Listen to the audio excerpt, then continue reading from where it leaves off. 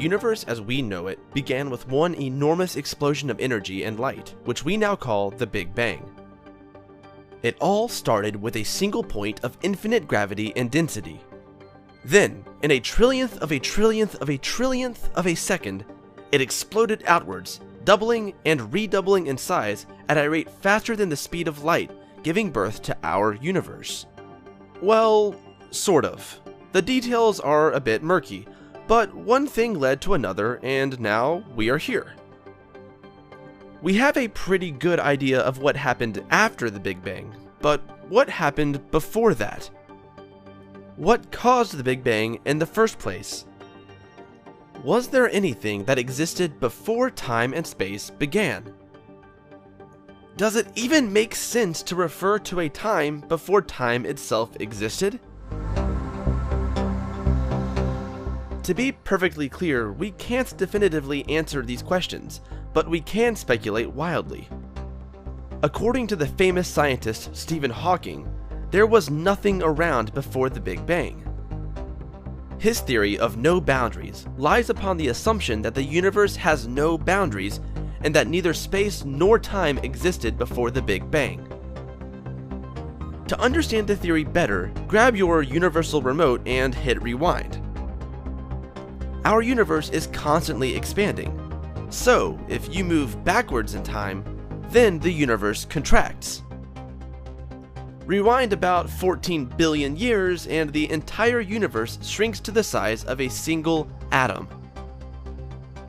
This tiny ball of everything is known as the singularity. Inside this extremely small, massively dense speck of heat and energy, the laws of physics and time as we know them cease to function. Put another way, time as we understand it literally did not exist before the universe started to expand. Rather, the arrow of time shrinks infinitely as the universe becomes smaller and smaller, never reaching a clear starting point. And that's it. In a nutshell, it is impossible to measure events before the Big Bang because time in the way we recognize it simply didn't exist. Of course, Hawking's theory about the dawn of time is just one of many. There are several hypotheses that attempt to explain what triggered the universe into being. For example, another theory is the mirror universe theory. According to this theory, our universe is a mirror image of one that existed before the Big Bang. In the previous universe, everything was reversed, including time. Before the Big Bang, time went backwards in the universe and particles were antiparticles. If you were to crack an egg in this anti-universe, from our perspective in time, it would seem to go from a puddle of yolk to a cracked egg to an uncracked egg to inside the chicken. In this universe, the universe would go from exploding outward to a Big Bang singularity and then exploding into our universe. This is completely mind-boggling, but so is our universe.